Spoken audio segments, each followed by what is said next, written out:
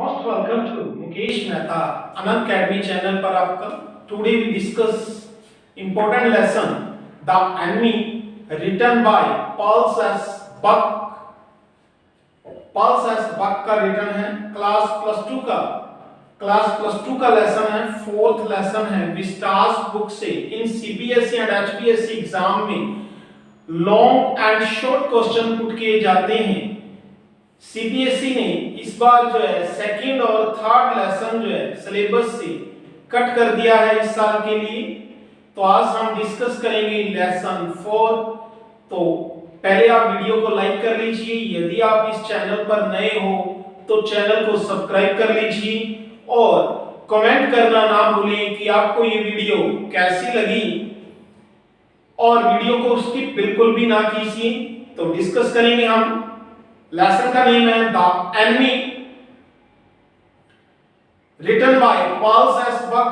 Paul S Buck जो है इसमें सेकेंड वर्ल्ड वॉर के बारे में बताते हैं.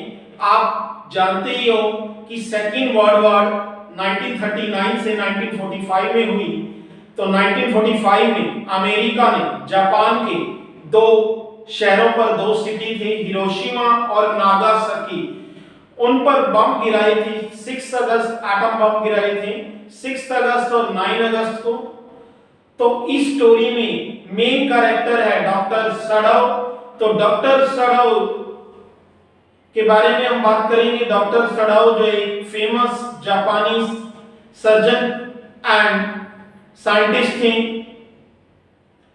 सडाओ का घर जो है बिल्कुल समुद्र के किनारे था, एक ऊंची पहाड़ी पर था और वो अक्सर जो है वहीं खेला करते थे. और वहां पर पेड़ भी थे और छोटे छोटे द्वीप थे, आइलैंड थे. वहां पर छोटे छोटे आइलैंड थे तो और पेड़ भी थे. और सड़क बचपन से ही वहां खेला करते थे. उसके फादर जो है अक्सर उसे उस आइलैंड पर भी ले जाया करते थे और उस आइलैंड से ही वो अपने स्वप्न देखता था. उसके फादर जो है उसके एजुकेशन के बारे में बहुत टेंशन करते थे. उसके फादर जो है उसकी एजुकेशन के बारे में सोचते थे. तो जब डॉक्टर सडाओ 22 इयर्स के हुए तो उन्हें डॉक्टर की एजुकेशन लेने के लिए अमेरिका भेज दिया गया. तो अमेरिका में वो एक प्रोफेसर के घर में रहते थे. वो कमरे बहुत ही छोटे थे और खाना भी अच्छा नहीं था. यहाँ तक कि प्रोफेसर की वाइफ बहुत ज्यादा बोलती थी.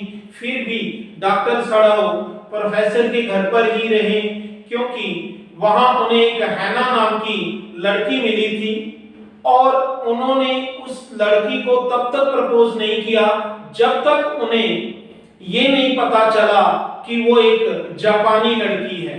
क्योंकि उसके फादर जो थे वो तब तक हैना को एक्सेप्ट नहीं करते जब तक ये ना पता होता कि वो जापानी गर्ल्स है.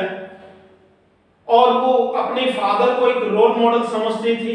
डॉक्टर सडाओ ने अपनी डॉक्टर की एजुकेशन पूरी की और फिर वो जापान वापस आ गए. तो जापान में जब उसके फादर ने, डॉक्टर सडाओ के फादर ने हैना को देखा तो वो उसकी मैरिज करने के लिए सहमत हो गए. और उनकी मैरिज जो है ओल्ड ट्रेडिशन जापानी वे में हो गई. उनका जो मेथड था वहां मैरिज का तो उस वे में हो गई वहां पर उनकी मैरिज.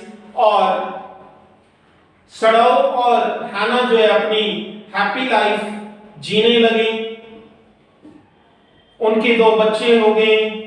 और एक रात जब सडाओ जो है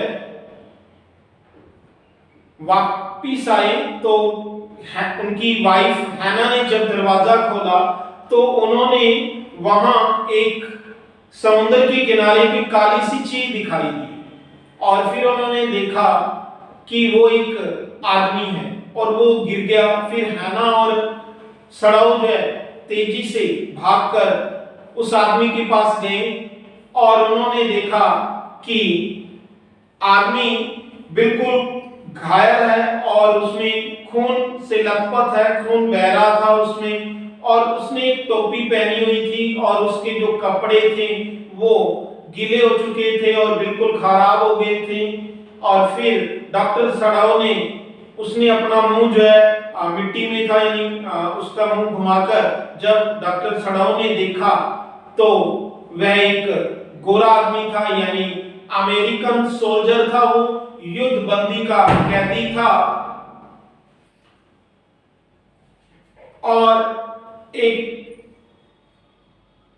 और वहां से वो बचकर, कहीं प्रिजन से बचकर आया हुआ था वो, और उसकी कमर पर गोली लगी हुई थी और जहां से उसका खून बह रहा था। हैना ने कहा कि इसे हम वापस जो है समुद्र में डाल देते हैं। यदि हम इसे घर पर लेकर गए तो हमें गिरफ्तार किया जा सकता है, यदि हम इसे पुलिस के हवाले करेंगे तो या सेना के हवाले करेंगे तो वो निश्चित रूप से डेफिनेट उसे मार दिया जाएगा। तो सड़ाओ कहता है कि यदि वो ठीक होता तो मैं इसे पुलिस के हवाले कर देता, क्योंकि ये मेरा एनिमी है। क्योंकि जापानी जो थे वो अमेरिकन को अपना एनिमी समझते थे, सभी अमेरिकन को अपना एनिमी समझते थे। तो हैना कहती है कि फिर हमें इसे घर पर ले जाना होगा। क्यों?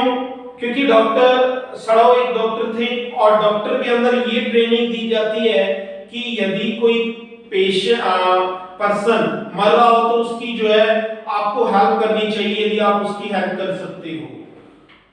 तो फिर इसलिए हैना उसे कहती है कि हमें इसे घर ले जाना होगा। और हैना ये भी कहती है कि हमें पहले इसे नहला दें, और इसलिए वो जुमी को बुलाती है। जुमी जो है एक उनकी सर्वेंट है, तो जुमी जो है सर्वेंट, उसकी सर्वेंट उसे नहलाने से मना कर देती है और हैना ने खुद उसको नहलाती है। सड़ाओ अपना बैग लेकर आ गया। इतने में सड़ाओ भी अपना बैग लेकर आ जाता है और उसकी कमर में जो गोली लगी होती है, यानी वो उसका ऑपरेशन करना चाहता है, उस ऑपरेशन करके वो उस गोली को निकाल देता है और कुछ समय बाद जो है उसको होश में आ जाता है और वो फिर बोलता है वो अमेरिकन कि आप मेरे साथ क्या करोगे। तो सड़ाओ कहता है कि मैं भी खुद नहीं जानता कि मैं आपके साथ क्या करूंगा। फिर जो है उसके बाद सड़ाओ जो है बाहर आ जाता है और हैना उसका इंतजार कर रही होती है और हैना बताती है कि हमारे नौकर जो है यहाँ नहीं रहना चाहते, वो छोड़कर जा चुके हैं। तो उसके नौकर चले जाते हैं और सड़ाओ हैना को कहता है कि अमेरिका में हमारे शत्रु हैं, पर मुझे जो है ट्रेनिंग दी गई है कि यदि कोई पर्सन मर रहा हो तो उस सड़ाओ को मरने ना दे। तो उस सड़ाओ देखता है कि इस अमेरिकन को ठीक होने में लगभग 15 दिन लग जाएंगे। उसके बाद जो है देखता है कि कई दिन बीत जाते हैं और एक दिन एक मैसेंजर जो है गवर्नमेंट यूनिफॉर्म में आता है। तो हैना डर जाती है कि वो जो है सड़ाओ को अरेस्ट करने के लिए आए हैं। लेकिन जब वो मैसेंजर आकर डॉक्टर सड़ाओ को बताता है कि जो बूढ़ा जर्नैल है वो फिर उसको दर्द हो रहा है और उसे महल में बुलाया है, तो सड़ाओ जो है जर्नैल का इलाज करने के लिए चला जाता है। तो घायल आदमी के बारे में सब कुछ बता दिया उसने। उस जर्नैल का जब वो इलाज कर रहा होता है तो सड़ाओ जो है उस घायल आदमी के बारे में बता देता है, यानी उस अमेरिकन के बारे में बता देता है। और जर्नैल जो है कहता है वो अपने बारे में सोचता है। जर्नैल कहता है कि यदि सड़ाओ को अरेस्ट कर लिया गया तो उसे ऑपरेशन की जरूरत पड़ गई तो बहुत मुश्किल हो जाएगी, इसलिए वो सड़ाओ को हेल्प करने, अपने इलाज के लिए सड़ाओ की हेल्प करना चाहता है। और हेल्प करने के लिए वो कहता है कि उसके पास अपने प्राइवेट हथियारे हैं जो बिना आवाज किए उसकी डेड बॉडी को हटा देंगे वहां से। तो सड़ाओ एक्सेप्ट कर लेता है और सोचता आता है कि अब शायद ये समस्या, उसकी प्रॉब्लम जो है सॉल्व हो जाएगी। लेकिन 3 दिन इंतजार करने के बाद जब वो हथियारे, उसके प्राइवेट हथियारे नहीं आते तो सड़ाओ जो है उस अमेरिकन से कहता है कि अब आप बिल्कुल ठीक हो और मैं जो है अपनी बोट जो है समुद्र के किनारे रखवा देता हूं और आप जो है उस द्वीप पर चले जाओ। तो वो बड़ी गर्मजोशी से उससे हाथ मिलाता है और जो है उसका खाना भी उस बोट में रखवा देता है और वो वहां चला जाता है और उनसे ये कहता है कि जब तुम्हें कोई भी समुद्री जहाज मिल जाएगा अमेरिकन तो तुम मुझे जो है 2 बार टॉर्च जलाकर दिखा देना। तो वो टॉर्च के लिए बोलता है। उसके बाद जो है उस रात वो बड़े आराम से सोता है डॉक्टर सड़ाओ और उससे छुटकारा पा लेता है और कुछ दिन बाद जो है फिर डॉक्टर सड़ाओ को जर्नल का ऑपरेशन करने के लिए बुलाया जाता है।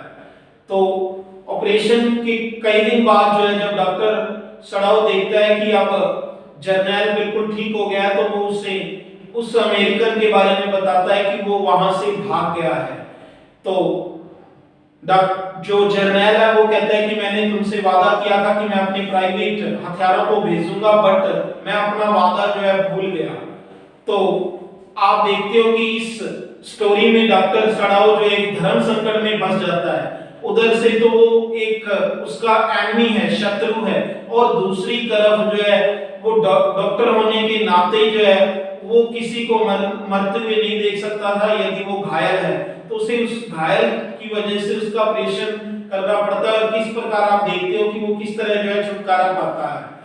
तो it is very easy lesson, so I hope you have got it. Now we discuss long question, important long questions. It will help you in exam. Now we discuss important long questions. Long question is, first long question is, why and how did Dr. Sadao help the prisoner of war to escape? तो बहुत ही important question है। यानी क्यों और कैसे doctor सड़ाओ जो है क्यों और कैसे जो है डॉक्टर सड़ाओ उस प्रिजनर की हेल्प करता है, उस घायल पर्सन की हेल्प करता है। तो सेकंड क्वेश्चन देखिए वो भी इंपॉर्टेंट है। सेकंड क्वेश्चन है who was doctor Sadao, where was his house. Doctor Sadao कौन था और उसका घर कहां था। तो ये दोनों ही इंपॉर्टेंट क्वेश्चन है।